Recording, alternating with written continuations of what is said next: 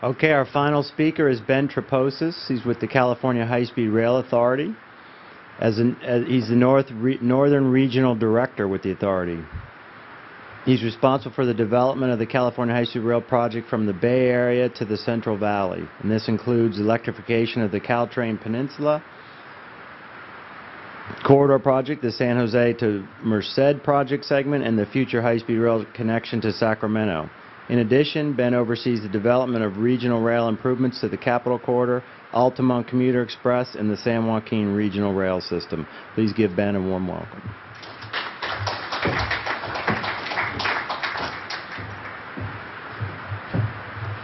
Thank you, Andy, and thanks also to you and the association for your unyielding support of high-speed rail. We really couldn't do this without you. How many Star Trek fans do we have in the audience? Yes? Okay, I knew you'd all be here. I've taken to quoting Captain Jean-Luc Picard, who said, "Things are only impossible until they're not." And in many cases, putting together a blended service as Marion pointed out, as confined, as really snug a corridor as the Peninsula Corridor, is in many ways an impossibility. And so we're trying to scale that mountain, and we're really moving quite effectively in the right direction. As my colleagues all pointed out, this really is about statewide rail modernization. While we hope that high-speed rail will be the catalyst for that modernization, it really is about working together to improve all of the other statewide systems to enhance and expand their various services so they can connect more effectively with high-speed rail and eventually allow our service to function as it's intended to do. Let's see. I've killed it.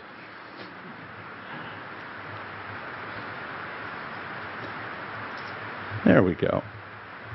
And in order to do that, funding is front and center. Right now, we have committed to the high-speed rail project roughly $6 billion for the initial development of the initial operating segment of the high-speed rail project. That funding consists of, as most of you know, $3.3 billion in American Recovery Act funds that we received from the Congress and the Obama administration, matched by $2.7 billion in Prop 1A funds. And again, with the theme of regional rail improvements, it's not just about high-speed rail. It really is about finding ways to improve the systems surrounding high-speed rail and enhancing our ability to improve mobility statewide, which at the end of the day is really what this whole exercise is about. It's improving Californians' ability to move about the state. And importantly, as my boss, Jeff Morales, mentioned yesterday, it really is about shrinking the state in many ways and connecting the Central Valley to the economic centers of both Northern and Southern California in a way that they've never had the opportunity to be connected before, so they can function more effectively and attract businesses more aggressively and really operate as that very sizable population needs to going forward. In Northern California, that means a whole host of improvements and investments. We're looking at improving and enhancing DAN's system with the Altamont Corridor and commitments of funding to everything from Muni to BART to transit improvements in local communities like Santa Clara County and CALTRAIN. Electrifying the CALTRAIN corridor is going to be our largest investment in Northern California, and really the way to look at it, and being here in San Francisco, certainly as Brian Dykes mentioned yesterday as well, the Transbay Terminal project and the electrification of the CALTRAIN corridor really should be considered the first high-speed rail projects in California. They're the beginnings of high-speed rail in the state of California and are laying the foundation for our ability, the high-speed rail project's ability, to come forward and put our system in place, essentially in the peninsula at any rate, plug and play, and really begin to operate our trains on the foundation that's been established by the Transbay Joint Powers Authority and by our partners with the CALTRAIN Joint Powers Authority. So we're looking, as Mayor touched upon, a $705 million investment in both electrifying the corridor and implementing advanced signal systems, the positive train control, which we all agree is very important to a system like this and its ability to function effectively.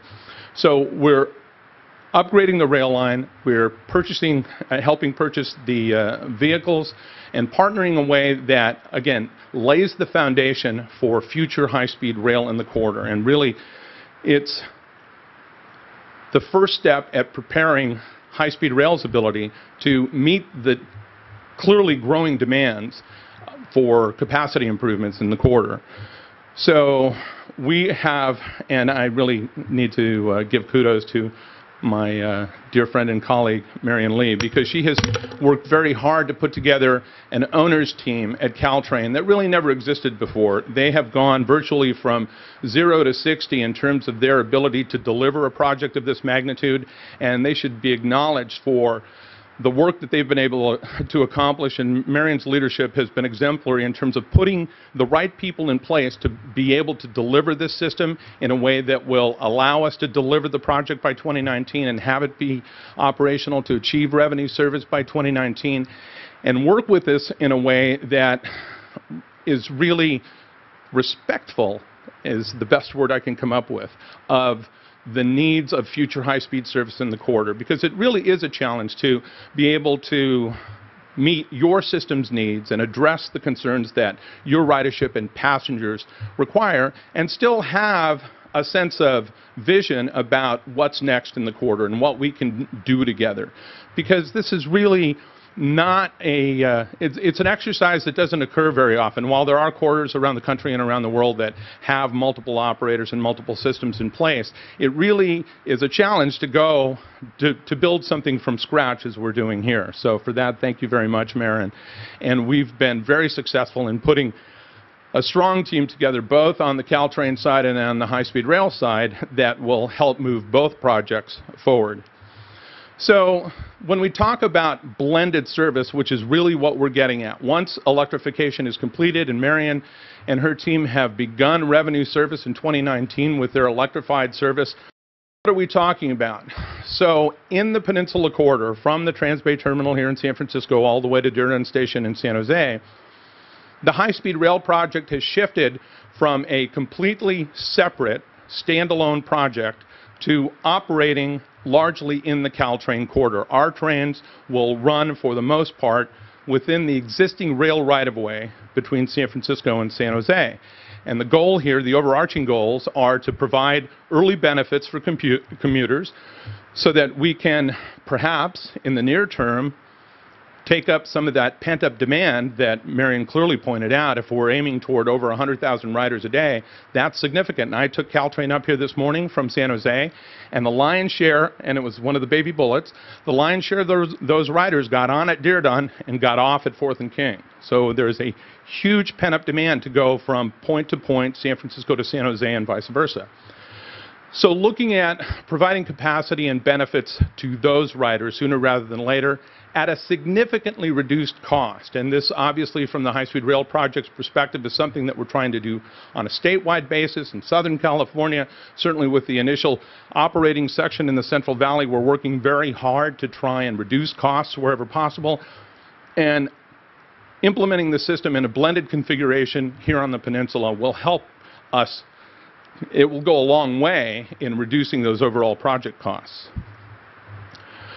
So specifically, what does blended system mean to the CALTRAIN corridor? As Marion touched on, we're looking at completing a system that will accommodate up to 6 CALTRAIN trains per hour per direction, accompanied by up to 4 high-speed trains per hour per direction. Now, the high-speed trains will only stop at 3 stations along the corridor. We'll be at the Transbay Terminal in San Francisco, the Millbrae Station connecting to SFO, and then the Diridon Station in San Jose. So we will have roughly a 30-minute trip excuse me, between San Francisco and San Jose.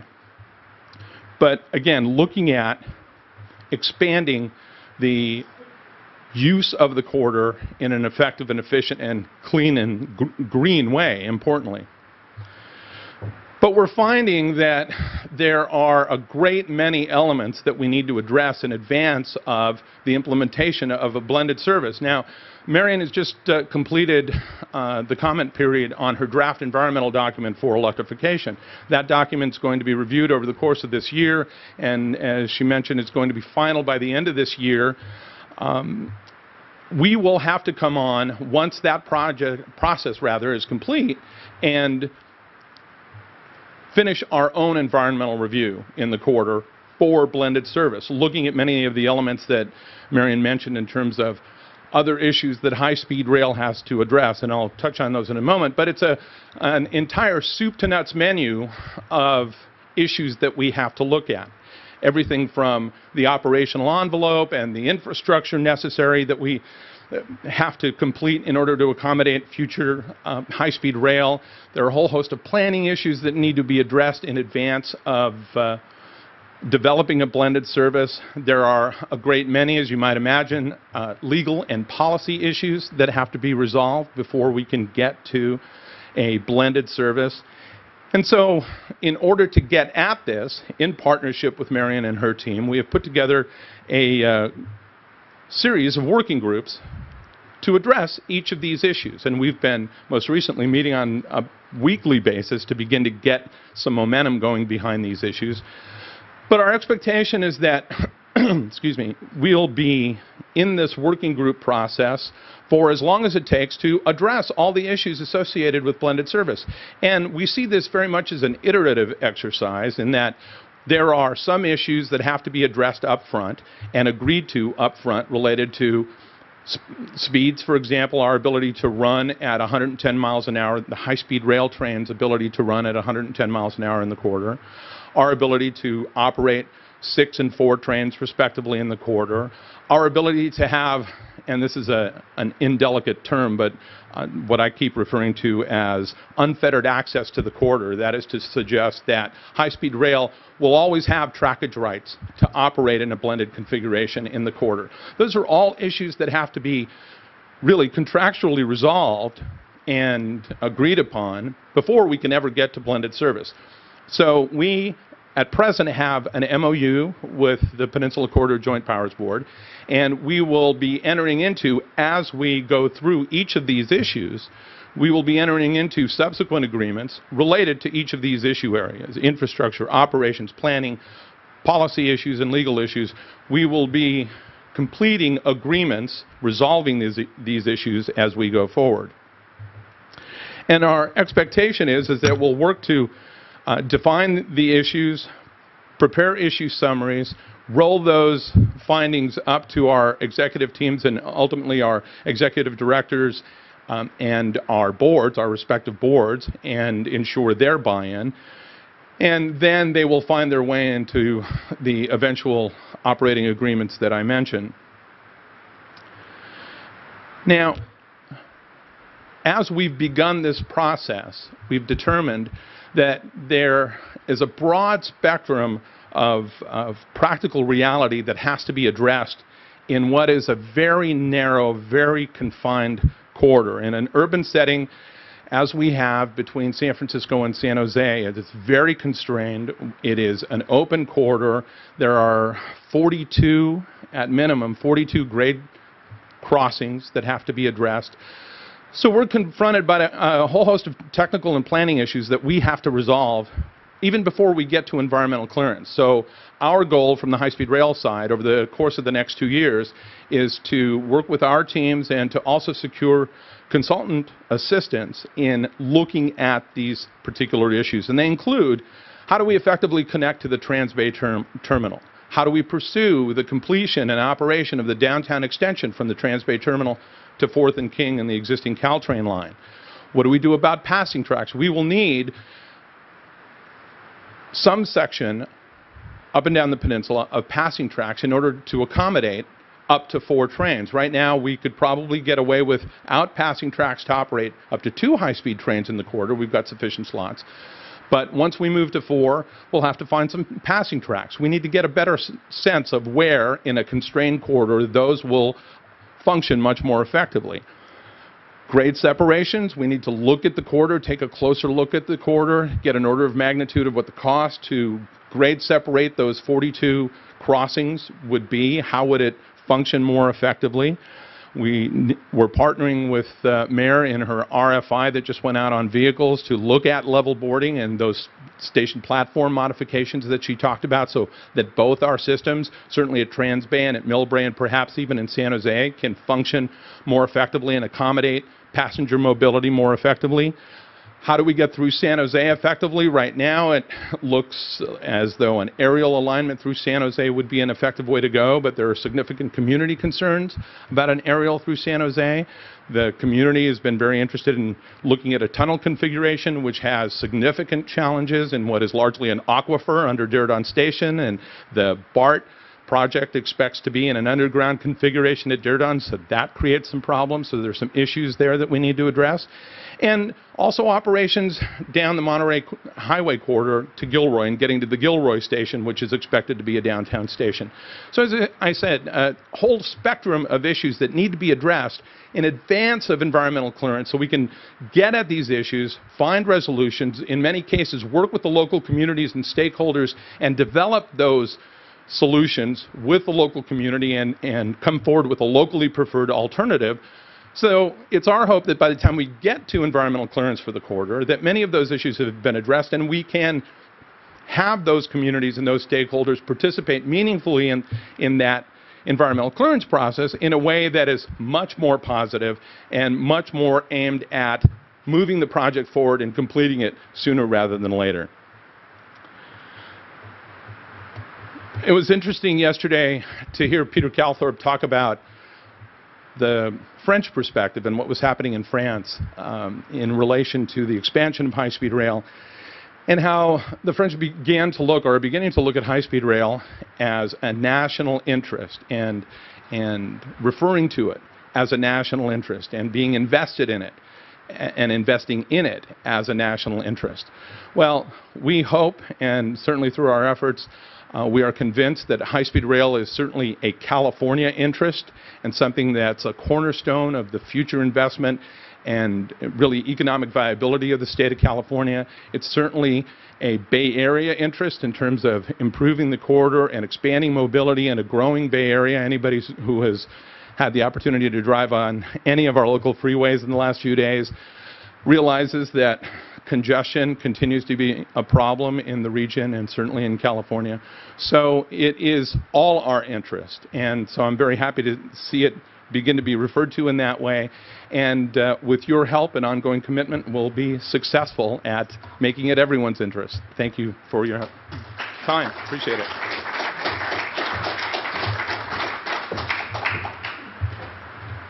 Okay, well, I think we have time for one or two questions. But one thing I do want to point out is in all the letters and all the advocacy we've been doing and the letters we're writing to Congress and saying how important California is, we have always called it a project of national significance and how important it is not just for this state but for the entire nation and then even for the world, really. If you think about we change our transportation, that has effects all over the whole world. So I think that's a great way to approach it for sure.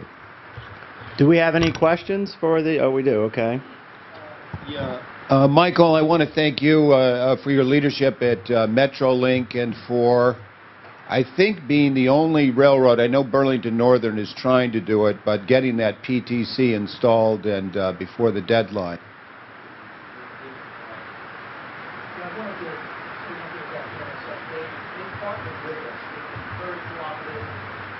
Partnered together to do we partnered together with BNSF to do the first PTC protected railroad run. We did this back in February, and again we used their back office. Right now we're continuing to work on our own back office. We hope to have by September be able to run on our San Gabriel sub San Bernardino line with PTC and have the whole system functioning by January. That's our goal. My question was, the Metrolink train that you're getting the faster injury, is there any, are we going to be electrifying those car trains, or is this going to be a diesel No, it's not going to be electrified. This is going to be a higher horsepower train, which will allow us to increase our capacity by adding train cars to a train consist. It'll also have the advantage of being a Tier 4, which is about 85% cleaner than the Tier 0s that we currently have. Right here. Here comes the mic.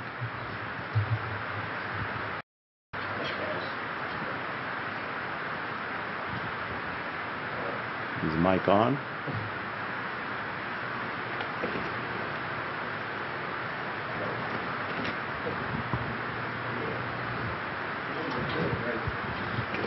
I'd like to ask the lady with a good hair day if she could tell us what the current public subsidy percentage at CALTRAIN is and what your expectations are once you electrify, and what your expectations are once you have the blended service for the high-speed rail portion.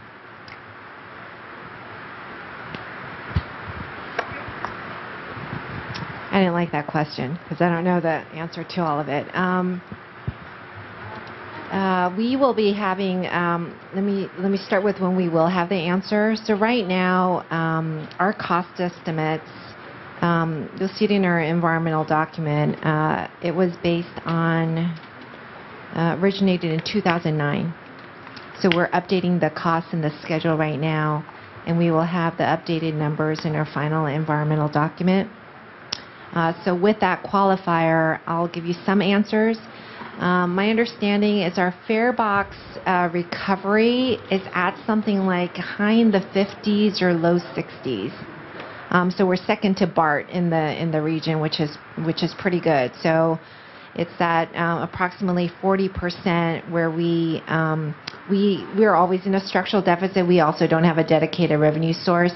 So we're getting it from our monies, the subsidies come from our membership, the JPP members, and also state and federal sources.